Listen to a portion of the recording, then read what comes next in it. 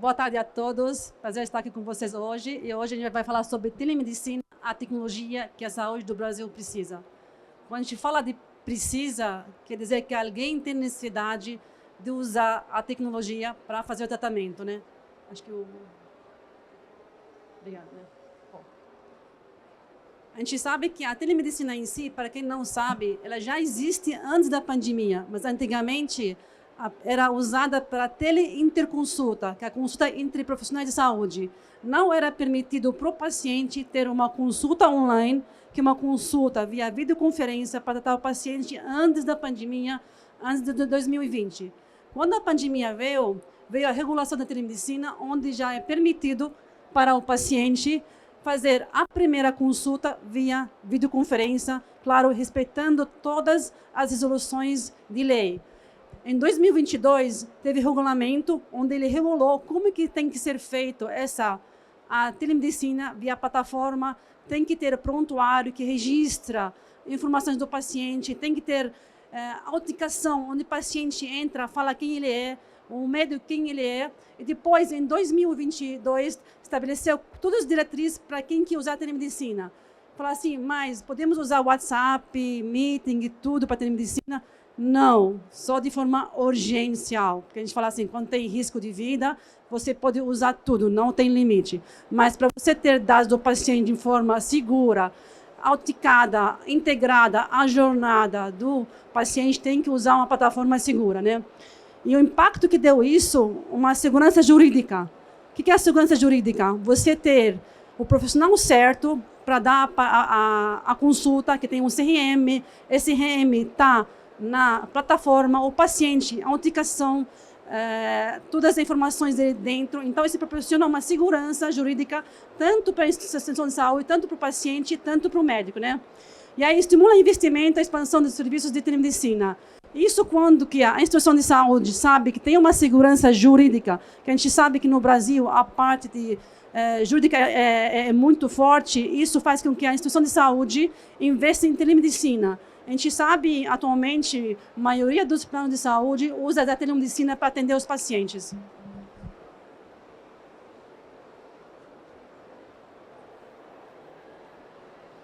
Tá. Aqui algum cenário atual da telemedicina no Brasil. Desde 2020, teve um aumento de 70% da adoção da telemedicina. Então, isso mostra que as pessoas cada vez estão usando telemedicina para o tratamento. Segundo, 40% de redução de custo. O que quer dizer isso? Por exemplo, muitas vezes o paciente não precisa se locomover para ir atender o médico. Quando não há necessidade de exame físico, ele consegue fazer a consulta online. Isso reduz custo tanto para o paciente se locomover, tanto para a instituição de saúde, ou para o médico que tem que receber esse paciente na sua instituição. Além disso, você consegue abranger e crescer mais em termos de áreas para você conseguir atender. E aí, o alcance aqui, que fala 3,5% maior. Quando a gente fala do Brasil, que é um país demograficamente grande, ele é um continente. E a gente sabe que tem muitas áreas que a gente não consegue atender com um médico especialista ou com um clínico simples. Você consegue expandir isso com a telemedicina. Então, a expansão aqui, 3,5%, que é publicado, mas para mim acho que é muito maior do que isso.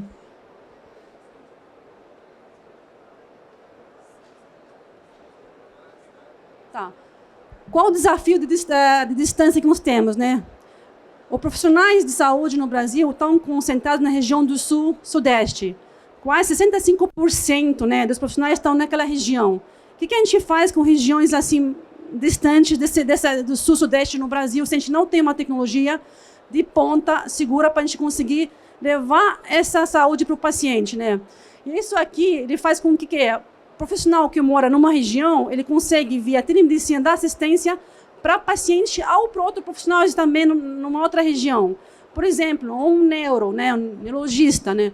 Tem regiões que não tem neurologista, né? Com a telemedicina você consegue pegar, o paciente chega no hospital, no pronto-socorro, ou na sua casa, ele consegue conectar com o neurologista para conseguir ser atendido, né?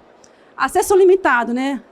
Só pacientes em áreas remotas, né? A gente tem um case aqui dentro de São Paulo, quem conhece, Instituto Lúcio Montoro, ela é um instituto de reabilitação física. Então, ela faz o quê? faz fisioterapia para reabilitar as pessoas. As pessoas teve que se locomover do interior de São Paulo, às vezes 500 quilômetros com o carro, para chegar aqui, para mostrar para eles como faz exercício. Às vezes chega e não tem profissional para atender. Imagina esse desgaste da pessoa para ser atendido.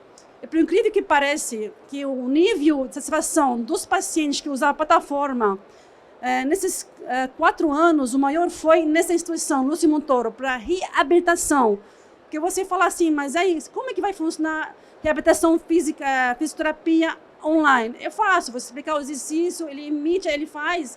Foi 98%, foi muito mais do que a consulta simples. Então, esse mostra, enquanto que as pessoas carentes, o SUS, que não têm acesso à saúde, a gente consegue ajudar eles via telemedicina. E a demora, né? Atraso na obtenção e análise de exames, né? A gente faz, para quem que conhece, muitos exames de radiologia, ela pode ser laudada à distância, né? Exames de imagens. E tem muitos lugares que não tem radiologista local para laudar a imagem. Então, o que você faz? Você faz a imagem, ela vai de uma forma segura para a nuvem, e quando chega na nuvem essa imagem, você consegue dar esse laudo à distância. Tem um case lá de barcos lá na Amazônia, onde você tem Amazônia, onde tem raio-x, ultrassom, exames feitos e não tem ninguém que lauda. Você faz o exame, você manda para a nuvem esse exame, em 15 minutos consegue entregar o resultado de volta para o paciente. Telemedicina além da consulta. O que adianta a gente ter teleconsulta sem ter dados do paciente seguros, né? Eu defendi desde o primeiro dia da telemedicina que tem que estar integrada à jornada do paciente.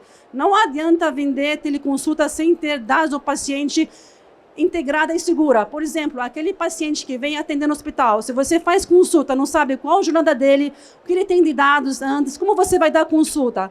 A gente sabe muito bem que depende do local onde o paciente é atendido, tem doenças que existem em algum lugar e outros não. Em São Paulo, por exemplo, tem doenças em Grajaú, no Zona Sul, que médico que mora na Zona Norte não conhece.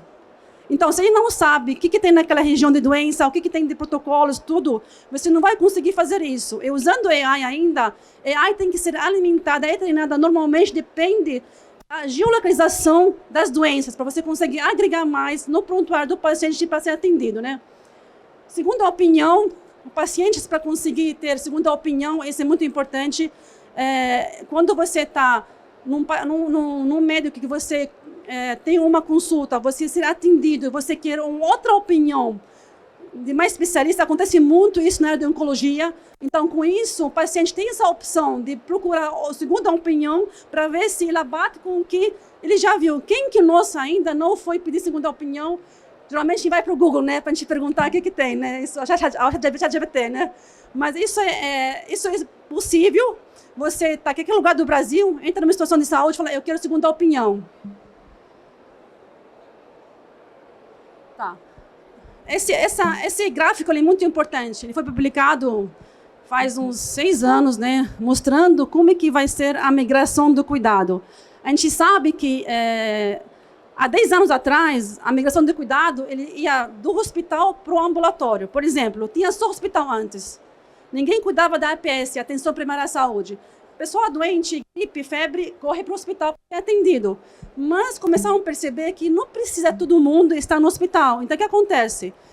O paciente está com febre, ele tem a opção de marcar consulta, ir no ambulatório, e começou a migrar um pouco do cuidado do hospital para o ambulatório. De últimos 5 anos para cá, a previsão foi correta. Agora, as pessoas estão migrando para o hospital, para suas casas, né? Onde você tem tecnologia e saúde consegue entregar esse valor para o paciente na sua casa. Imagina você estar na sua casa, né? Aconteceu uma coisa comigo na semana passada. Eu estava fritando banana da terra com azeite, espirrou azeite no meu rosto. Eu fiquei desesperada, coloquei gelo, tudo, né? Era 7 da manhã, saí para trabalhar em São Paulo, onde vou achar dermatologista, tudo. Entrei no aplicativo de telemedicina do convênio, marquei, 5 minutos, entrou o médico, passou a pomada, passou o remédio. Então, assim, o que eu faria se eu estivesse no interior, estivesse longe, Nordeste, sabe? Coisa simples. Uma mãe com criança com febre, o que ela faz? para fazer isso. Às vezes, em São Paulo mesmo, demora 2 horas para chegar no pediatra. Imagina onde não tem pediatra. Então, esse assunto de telemedicina é um assunto delicado, sabe? Muito delicado. A gente não começa a engajar, incentivar isso. Quem tem celular, tudo, não vamos conseguir levar a saúde para o Brasil como todo. Tá. Essa aqui, algumas publicações que foi feita de telemedicina, né? Que mostrando quanto que a telemedicina ela consegue ajudar os pacientes. Os 2 artigos, um fala sobre o uso de telemedicina para psicologia e para psiquiatria. E tem um artigo que foi publicado antes da pandemia, porque fora do Brasil era usada a telemedicina para tratar a depressão no país chamado Jordânia, onde o nível de depressão 85%. E via telemedicina, na época não tinha plataforma digital, o pessoal usava celular para conversar. E isso ajudava a reduzir de forma de 75% casos de morte para atender psicologia e psiquiatria. Tem outro artigo que ele mostra em Tibete, na Ásia, tem um país que a altura é um pouco grande e as pessoas têm um índice alto de epilepsia, né? Para quem conhece paciente epiléptico, esse paciente ele tem que a dose tem que ser mudada de um tempo, né? E ele não tem que ir no médico para mudar a dose, tem que perguntar tudo, via telefone e tudo. Aqui eles fizeram um case, deu 85% de acesso, eles fizeram o quê? Via SMS, falando com o paciente, uma telemedicina, porque é digital, né? Naquela época o SMS, igual o WhatsApp agora, é igual uma plataforma, tudo, né? Mandava para o centro qual o peso do paciente, qual a frequência de convulsão que ele tem, e aí o médico retornava para fazer adaptação para as pessoas que moram na montanha. Então, imagina assim, as pessoas estavam fora do Brasil há 10 anos atrás, cuidando de telemedicina para ajudar pessoas que moram na montanha, né? Então, a gente tem que fica com vergonha se a gente não usar telemedicina no Brasil. E aqui também na parte de aderência para UTI, né, tele-UTI. A gente sabe que também a UTI ela não tem médico 100% presencial. E tem muita gente que faz tele-UTI, onde tem um monitor, um robô com um vídeo, ele consegue ir em cada ala do hospital, ele consegue via câmera, via voz, conversar com o médico, ver o paciente e acompanhar, porque na UTI tem que ter acompanhamento 24/7. Para ter pessoas qualificadas, você não consegue fazer isso, não tem tecnologia digital. Acho que eu fiz alguma coisa aqui, acho que não sei. Deixa eu ver.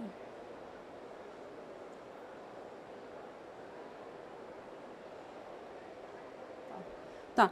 Tem também 2 aspectos para a telemedicina, a parte de pré-operatória e pós-operatória. Pré-operatória, por exemplo, a gente sabe que para você fazer uma cirurgia tem que passar pela consulta, tem que fazer exames médicos, imagens, uma avaliação de anestesia e tudo. Quando não precisa ter exame médico, tem que tomar muito cuidado quando a gente fala de telemedicina. Ela não pode fazer de uma forma isolada, ela tem que estar integrada à jornada ao tratamento. Então, quando não precisa de exame físico, dá para fazer a telemedicina. E também, após da cirurgia, quem que não já saiu do hospital com uma pilha de papel, com muitos medicamentos, eles explicam na hora, chega em casa, como que é, como vou tomar, com a dose, e agora, depois de 6 horas, acabou o remédio. Via telemedicina, essa parte de pós-operatória que você não faz após o operatório de forma correta, a gente sabe que a cirurgia pode ir para água abaixo. Então, essa é uma coisa muito importante para usar telemedicina na pós-operatória. Isso aqui tudo já existe, pessoal, só tem que aderir de uma forma mais ampla no Brasil como todo. Também tem gerenciamento de urgência e emergência, né? Tem um caso bastante em teletrauma, né, para as pessoas que às vezes têm AVC. E no AVC a gente sabe que tem que agir de forma muito rápida para a gente conseguir tratar o paciente. Tem um case muito bom em Brasília, em São Paulo, na Santa Marcelina. Em Brasília, eles usam as carretas de tomografia para fazer tomografia para os pacientes. Ele fez tomografia já na hora, sabe? Porque assim, AVC é tempo curto para você conseguir atender o paciente. Você não deu na hora que você precisa fazer, você não consegue. Com isso, você consegue pegar a imagem via diagnóstico, você consegue atender, você salva a vida do paciente e evite umas sequelas futuras muito pior. E a segunda aqui em São Paulo, a mesma coisa, eles usaram a teletrauma para fazer isso. Um atendimento rápido e imediato para salvar vidas. Acho que todo mundo que está ouvindo isso já identificou, de uma forma ou outra, passou por isso, ou um parente, ou um amigo que já passou por isso também. Tá. Bom, tem muitos artigos aqui, gente, tá? Porque eu gosto de ciência. Tá. Aqui também ele mostra dois artigos que peguei, né? Em relação a isso, mostra como é que a telemedicina é aplicada para a pediatria, né? A pediatria é telepediatria. Quem trabalha no hospital sabe que a especialidade de pediatria, ela quase está extinta, né? Ninguém quer se fazer mais ser pediatra. Muitos poucos querem ser pediatra. E a UTI pediatria também uma especialidade muito mais assim, tá em escassa, tá ficando cada vez menor, né? E com a telemedicina você consegue fazer isso, você consegue atender pediatria, outras especialidades via telemedicina. Tem um case muito bom no Hospital HCor aqui em São Paulo, onde ele fez atendimento de criança cardiopata na região do norte e nordeste, onde não tem médicos para salvar a vida de criança. A oncologia. Essa oncologia que era um assunto muito delicado, porque a gente sempre temos entes queridos que já passaram pela fase de câncer, né? Eu não vou ler isso aqui, mas vou falar de experiência própria sobre isso, né? Paciente oncológico, um paciente que precisa de atendimento multidisciplinar, quer dizer isso, ele precisa de vários profissionais de saúde. Precisa de médico que vai acompanhar a cirurgia, médico que vai acompanhar o tratamento de oncologia, nutricionista, porque ele pode comer certos alimentos, outros não, precisa de dentista. A gente sabe que cada quimioterapia, os dentes começam a ter problema, começam a ter afta, precisa de gastro, porque tem que ter... Tino, você pode falar melhor do que eu, Tino. Tino, ele trabalhou no INCA, no Rio de Janeiro, né? Aliás, assim, não sei como está o tempo, se não chamar você para você falar, né? E aí, então, ele precisa de vários profissionais de saúde para atender esse paciente, e esse paciente está desabilitado. Ele chega na sua casa, toma quimioterapia, não consegue começar a vomitar, não consegue fazer nada. Tem que carregar esse cara lá, ele vai para médico ver para falar alguma coisa assim. Quando tem uma plataforma que ela atende de forma assim, contínua, por exemplo, eu entrei em clínico geral, atendi o paciente com oncologia. Ele tem que agora passar com um psicólogo. Eu, na plataforma, encaminho para o psicólogo, uma fila de atendimento psicólogo online. Psicólogo, nossa, esse cara precisa de nutricionista. Encaminho na plataforma de forma, assim, imediata. Precisa de dentista. Então, você, cada na sua casa, ele tem toda essa jornada de atendimento para conseguir atendimento. Então, a gente tem que ver, cara, que a telemedicina, ela humaniza o atendimento, sabe? Ela humaniza. A gente não tem que comparar a telemedicina para a gente que tem convênio, tem situação boa financeiramente. Tem muitas pessoas doentes, lugares distantes, que têm que ter esse atendimento. Então, essa oncologia aqui é um fator que pode acelerar mais telemedicina no Brasil. Eu brigo com todos os hospitais oncológicos como isso pode agregar valor para o paciente final. Um crime não usar isso, pessoal. Café. Não estou acertando o lugar, né? Bom, quais são os desafios para superar? O mundo não é tão perfeito, né? Sempre tem problema. A primeira coisa é a infraestrutura. A gente sabe que muitas regiões não têm acesso infra qualificada, né? Não tem lugar para se atender. Inclusão digital, tem cerca de 36 milhões de brasileiros que não têm acesso à internet. Eu não sabia disso, né? Mas a gente fala internet qualificada, né? Então, esse dado é dado real isso, em relação a isso. Até a gente sabe que tem algumas regiões usando a internet via satélite para resolver isso. E a parte de capacitação, como você vai conseguir treinar esses profissionais de saúde para atender telemedicina? E, por incrível que pareça, não qualquer médico sabe atender telemedicina, porque já tá difícil atender presencial, imagina online, né? Então, tem um desafio grande para a gente conseguir pegar, né? E aí, aqui, o que é? Deixa eu ver, cadê? Acho que no final vou acertar onde é que tem que apontar. Para cá, Tá. Qual agora é o futuro da telemedicina no Brasil? Essas são algumas projeções que eu peguei para vocês, né? Que, assim, o mercado de telemedicina no Brasil deve crescer até 38% até 2025, para atingir 6 bilhões de reais através da telemedicina. Então, tem uma tendência, isso de gasto, de custo-benefício, tanto para o paciente, tanto para quem está aplicando a telemedicina. E a tendência, né, você integrar essa telemedicina, telesaúde digital, telenutrição, né? Quando fala telesaúde digital, aí eu falo bastante da ISUS, né? O governo tem um plano até 2028 para ele conseguir fazer um plano de saúde digital no Brasil como um todo. O desafio, como você vai integrar a teleconsulta nesse plano, nessas plataformas que o DataSUS está lançando, que o governo está lançando, o Estado está lançando. Essa integração é um desafio muito grande, mas está acontecendo. E aí você conseguir expandir o serviço para áreas rurais, que a gente conversou, devido aos problemas que eu falei anteriormente, de infraestrutura, de profissionais como um todo. São desafios, mas estamos, pouco a pouco, superando isso. Isso é muito importante. É fundamental que os governos, empresas e sociedade civil trabalhem juntos para superar os obstáculos e garantir que a telemedicina alcance todo o seu potencial. Se não tem uma união, né, cooperação entre o privado e público, não vamos conseguir evoluir a saúde digital. Por quê? Porque a gente sabe que 75% das pessoas usam o SUS. Então, em cada 4 pessoas, 3 pessoas usam o SUS, uma pessoa usa o SUS. Se você não cuidar dessas 3 pessoas, você não vai cuidar de você. Então, isso é muito importante falar isso, que assim, se não tem uma cooperação privada, pública, para a gente conseguir superar isso, a gente nunca vai para frente. Por isso, a gente tem que olhar de forma muito carinhosa para as empresas que fazem saúde digital para atender o SUS como todo, né? Acho que acabou, eu acho. Aí, acabou, obrigada.